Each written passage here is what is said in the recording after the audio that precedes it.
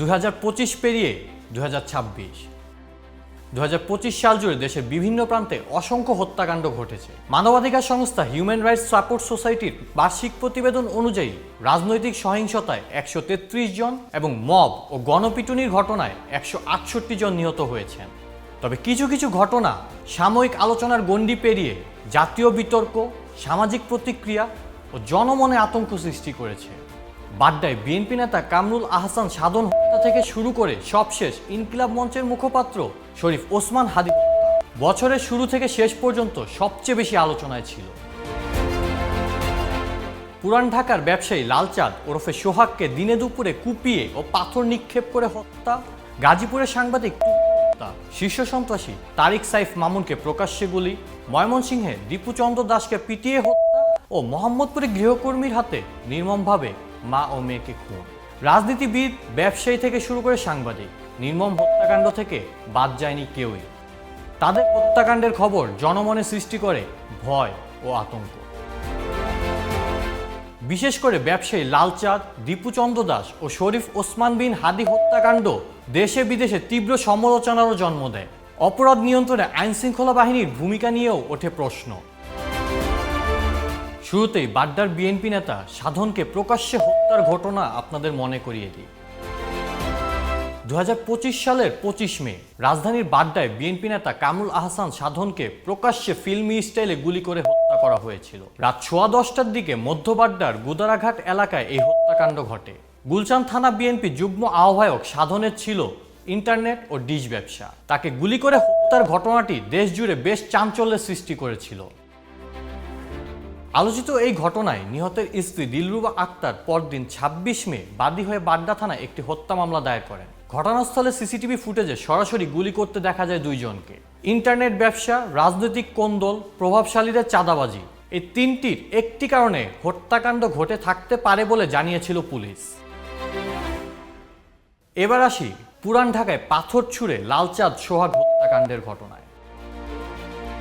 পুরান ঢাকার চাংখারপুল এলাকায় মিটফোর্ড হাসপাতাল প্রাঙ্গণে ব্যবসায়ী লালচাঁদ ওরফে সোহাগকে হত্যার ঘটনাটি ছিল একটি নৃশংস ও আলোচিত ঘটনা।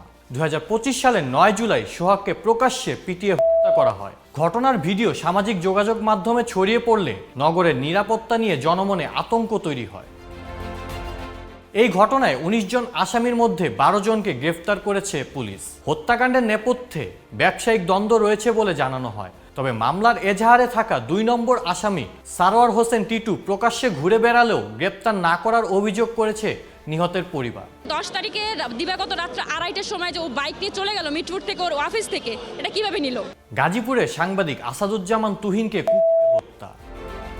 7 আগস্ট রাত 8টার দিকে গাজীপুর নগরে চান্দনা চৌরাস্তা মসজিদ মার্কেটের সামনে সাংবাদিক আসাদুজ্জামান তুহিনকে কুপিয়ে হত্যা করা হয়। তুহিন হত্যার প্রতিবাদে সারা দেশে বিক্ষোভ সমাবেশ হয়। আলোচনায় আসে গাজীপুরে অপরাধীদের লাগামহীন দৌরাত্ম্য নিয়ে।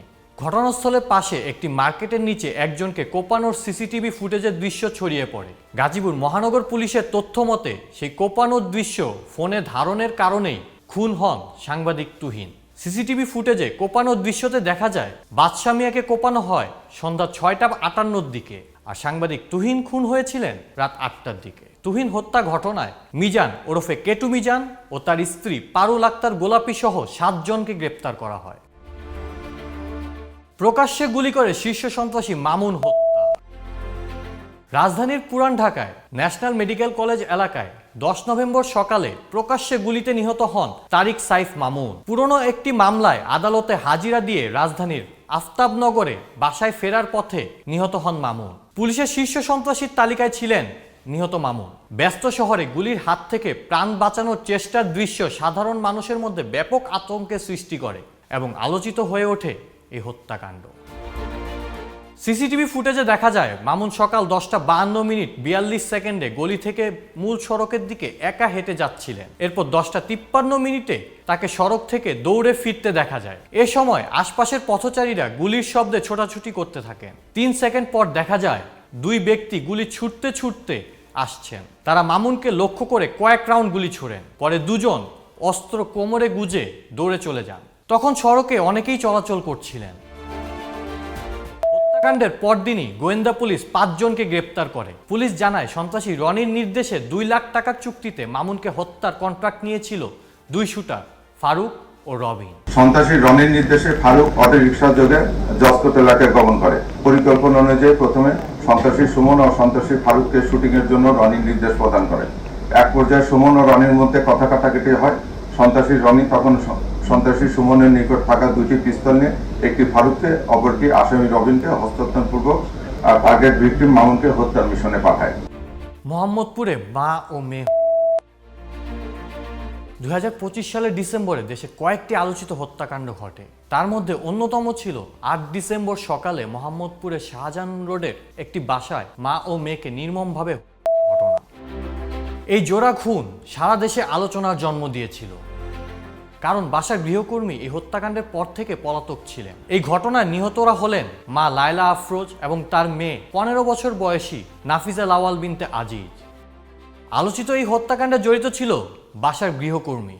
মা ও মেয়েকে ছুরিকাঘাতে হত্যার পর সেই গৃহকর্মী বাসা থেকে বের হয়ে যান, যা পরে সিসিটিভি ফুটেজে উঠে আসে। হত্যাকাণ্ডের 4 দিন আগে ওই বাসায় কাজ নেন তিনি।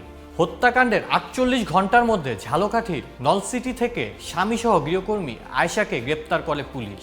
2000 টাকা চুরির ঘটনাকে কেন্দ্র করে মা মেয়েকে হত্যার ঘটনার কথা জানায় ডিএমপি।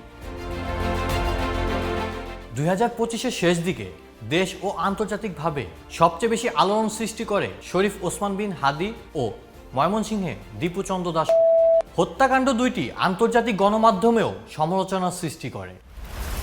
ইনকিলাব মঞ্চের মুখপাত্র ও জুলাই গণ অভ্যুত্থানের অন্যতম ছাত্রনেতা শরীফ ওসমান বিন হাদি 2025 সালের 12 ডিসেম্বর শুক্রবার জুমার নামাজ শেষে পুরানা পল্টনের গুলিবিদ্ধ হন। আসন্ন জাতীয় নির্বাচনে ঢাকা 8 আসনের সম্ভাব্য প্রার্থী হিসেবে প্রচারণায় সক্রিয় থাকা ওসমান হাদিকে একটি মোটরসাইকেলে আসা 2 জন সন্ত্রাসী খুব কাছ থেকে তার মাথায় গুলি করে দ্রুত পালিয়ে যায়। গুলিবিদ্ধ অবস্থায় প্রথমে হাদিকে ঢাকা মেডিকেল কলেজ হাসপাতালে ও পরে এভারকেয়ার হাসপাতালে স্থানান্তর করা হয়। অবস্থার অবনতি হলে উন্নত চিকিৎসার জন্য 15 ডিসেম্বর এয়ার অ্যাম্বুলেন্সে করে তাকে সিঙ্গাপুরে নেওয়া হয়। সিঙ্গাপুরে চিকিৎসাধীন অবস্থায় 18 ডিসেম্বর রাত 9:45 তিনি মারা যান। তার মৃত্যুর সংবাদে উত্তাল হয়ে ওঠে দেশ। ওসমান হাদি হত্যার পর জুলাই আন্দোলনের সম্মুখ সারিতে থাকাদের নিরাপত্তা নিয়েও শঙ্কা দেখা দেয়। পুলিশের তথ্য মতে রাজনৈতিক জনপ্রিয়তা হাদি হত্যার অন্যতম কারণ। ইতোমধ্যে ফয়সাল সহ 17 জনকে অভিযুক্ত করে চার্জশিট দিয়েছে পুলিশ। আমরা তো বলেছি যে একজন ওয়ার্ড কমিশনার দিয়েছিলেন, এটা আমরা হয়ে গেছি। তার সংশ্লিষ্টতা আছে। ময়মনসিংহে আলোচিত দীপু চন্দ্র দাস হত্যাকাণ্ড। বছর জুড়ে নানা হত্যাকাণ্ডের খবর পত্রপত্রিকায় এলেও বছরের শেষে ময়মনসিংহের ভালুকায় গার্মেন্টস কর্মী দীপু চন্দ্র দাস হত্যাকাণ্ড ব্যাপক সমালোচনা ও আলোচনার জন্ম দেয়, যা শুধু দেশ নয় আন্তর্জাতিক মহলেও আলোচনার ঝড় তোলে। কারখানা শ্রমিক দীপু চন্দ্র দাস তারাকান্দা উপজেলার বানিহালা ইউনিয়নের মোকামিয়া কান্দা গ্রামের রবি চন্দ্র দাসের ছেলে। 18 ডিসেম্বর সন্ধ্যায় সহকর্মীরা তার বিরুদ্ধে ধর্ম অবমাননার গুজব ছড়িয়ে জনতার হাতে তুলে দেয়। উত্তেজিত জনতা দীপুকে ধরে পিটিয়ে হত্যার পর তার মরদেহ গাছে ঝুলিয়ে আগুন দিয়ে জ্বালিয়ে দেয়। এই ভিডিও সামাজিক যোগাযোগ মাধ্যমে ছড়িয়ে পড়লে নিন্দার ঝড় ওঠে। এই ঘটনায় নিহতের ছোট ভাই অপু চন্দ্র দাস ভালুকা মডেল থানায় বাদী হয়ে 150 জনকে অজ্ঞাত আসামি করে মামলা দায়ের করে। 22 ডিসেম্বর গ্রেপ্তার 12 আসামিকে 3 দিন করে রিমান্ডের আদেশ দেন আদালত। ময়মনসিংহের অতিরিক্ত পুলিশ সুপার আব্দুল্লাহ আল মামুন বলেন, দীপু চন্দ্র দাসকে পুলিশের হাতে তুলে দিলে তার এমন নির্মম মৃত্যু হতো না। কেন ওই যুবককে পুলিশের হাতে না দিয়ে জনতার হাতে তুলে দেওয়া হলো তা খতিয়ে দেখা হচ্ছে। অপর আসামিদের গ্রেপ্তারে অভিযান চলছে।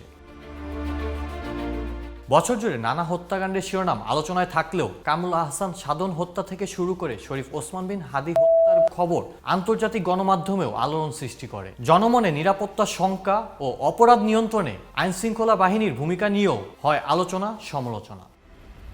2026-এর প্রথম সপ্তাহেই 7 জানুয়ারি স্বেচ্ছাসেবক দলের নেতা আজিজুর রহমান মোসাব্বিরকে গুলি করে হত্যা করা হয়। ভালো থাকুন, নিরাপদে থাকুন।